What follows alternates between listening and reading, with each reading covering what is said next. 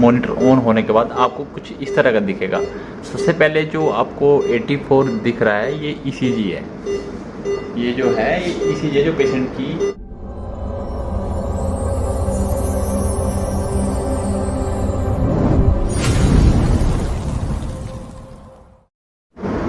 Hello friend, welcome back to my YouTube channel. आज friends हम जानेंगे मल्टी पैरा मॉनिटर और हीमोडायनेमिक मॉनिटर के बारे में कि ये किस तरह कैसे वर्क करता है और ये किस काम आता है। मल्टी पैरा मॉनिटर ये काम आता है पेशेंट के वाइटल लेने के लिए, जिस तरह बीपी, ईसीजी, हार्ट रेट क्या है, रेस्पिरेशन रेट क्या है, सैचुरेशन रेट क्या है, ऑक्सीजन लेवल पेशेंट का क्या है।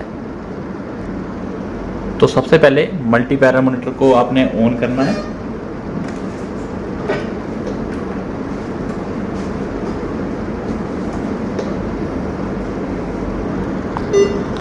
मल्टी पैरा मॉनिटर ऑन होने के बाद आपको कुछ इस तरह का दिखेगा।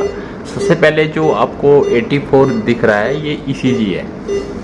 ये जो है ये ईसीजी जो पेशेंट की ईसीजी की करंट हार्ट रेट को बताता है, ठीक है। सेकंड में ऑप्शन में है SpO2। ये सैचुरेशन लेवल बताता है कि पेशेंट के अंदर ऑक्सीजन का लेवल है कितना। ये है 98%। 95 से अबव नॉर्मल माना जाता है कि पेशेंट का ऑक्सीजन लेवल इतना होना चाहिए। अगर यही लेवल 95 से नीचे हो तो पेशेंट को ऑक्सीजन की जरूरत पड़ती है। हाँ, और ये जो हार्ट रेट है 94, नॉर्मल 70 से 100 तक नॉर्मल हार्ट रेट माना जाता है। अगर इससे ऊपर होता है तो 100 से ऊपर होता है तो टैकीकार्डिया, और 60 से नीचे होता है तो उसे ब्रैडीकार्डिया के नाम से जाना जाता है। आगे जो ऑप्शन है NIBP, ये जो NIBP है 125/85, ये पेशेंट का ब्लड प्रेशर बताता है, नॉन इन्वेसिव ब्लड प्रेशर, ठीक है।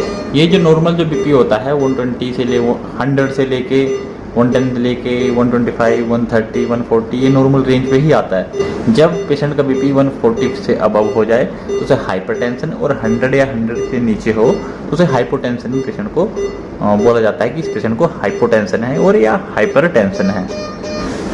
और जो RESP दिख रहा है ये पेशेंट की रेस्पिरेशन रेट को बताता है कि पेशेंट 1 मिनट में कितनी ऑक्सीजन लेवल ले रहा है।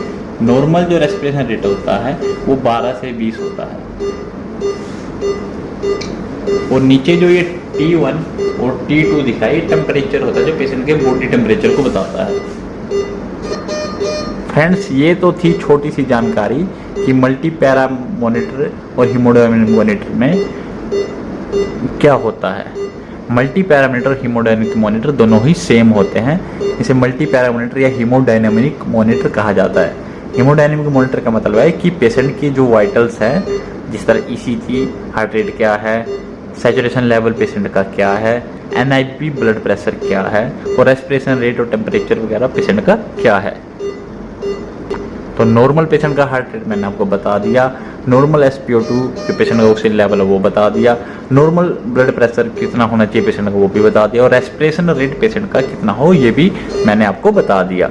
फ्रेंड्स, तो ये छोटी सी जानकारी थी। अच्छी लगी तो लाइक, शेयर और सब्सक्राइब करें। हाँ, आपको कुछ इसमें मिस्टेक या गलती लगे तो आप कमेंट सेक्शन में मुझे बता सकते हो।